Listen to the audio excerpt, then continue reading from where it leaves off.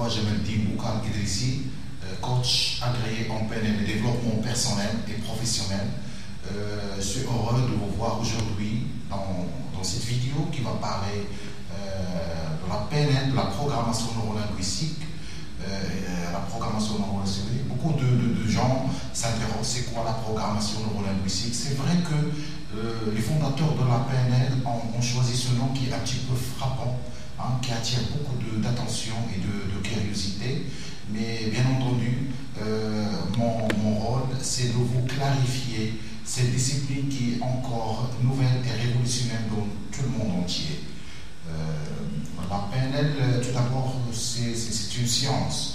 Pourquoi c'est une science? Tout simplement parce que l'ensemble des études qui ont été commencées à partir des années 70, en neurologie, en sociologie plus ou moins, essayent de donner des études précises qui démontrent la relation entre tout ce qui est comportement et système nerveux en toute clarté et en toute précision.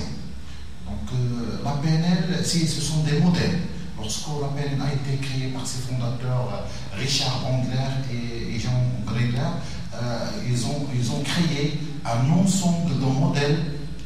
Premier modèle, par exemple, on parle d'un modèle Mercedes. C'est un modèle qui essaie de vous dire et de vous démontrer en toute évidence la relation entre la pensée, le comportement et les émotions, en disant que pour expliquer ou là, pour influencer un comportement, il faut tout d'abord influencer les pensées et les émotions.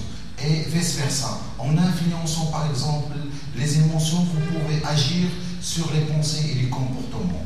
Et par voie de conséquence au niveau pratique, si par exemple vous avez un comportement qui n'est pas bien, vous vous sentez mal à l'aise au niveau de vos gestes, etc., il faut revenir et changer plus ou moins soit votre mode de pensée instantané, soit vos émotions. Ça, ce sont des exemples de modèles. Passons à un autre modèle, par exemple, le modèle de la communication. La PNL a beaucoup approfondi le modèle de la communication en parlant de la communication interne et la communication externe au niveau du comportement. Et en disant que pour communiquer, il faut dépasser tout ce qui est structurel et ce qui est formel pour aller plus loin à comprendre exactement les biens fondés de la personne et lire derrière son visage, derrière son langage sensationnel et émotionnel, les idées qui sont cachées. Bien entendu, la PNL a parlé du modèle de la précision en disant que pour bien communiquer, pour bien traiter avec une personne, ça dépend des situations, il faut savoir poser des questions bien pointues, bien précises. Et bien entendu, ce modèle de la précision qui émane du modèle de ce qu'on appelle Milton, on parle de Milton,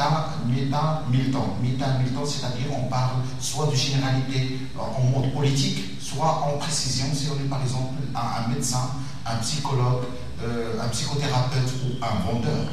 Donc le modèle de précision, nous donne des informations pour bien cibler la personne et bien déchiffrer, bien de faire ressortir ce qui est caché dans son inconscient.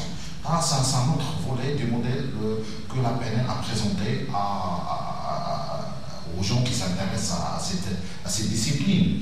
Il y a entre autres les métamodèles. Les métamodèles sont appliqués dans tous les domaines de l'enseignement, passant du management, de la vente et de la communication interpersonnelle. Les métamodèles, ce sont des filtres. Ce sont des filtres lorsqu'on est en contact avec le monde extérieur et en recevant des informations, des événements.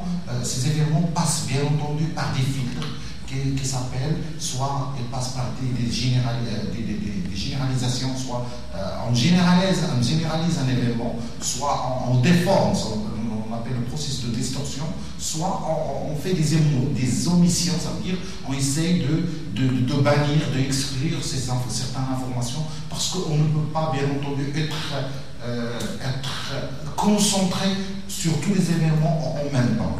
Donc, je vous donne la suite, une deuxième reprise dans la deuxième vidéo, Inch'Allah, en essayant de terminer c'est quoi la PNL et quels sont les fondements de cette PNL, de cette science, Inch'Allah. Donc, je vous remercie de votre attention et je vous donne rendez-vous dans la deuxième vidéo, Inch'Allah.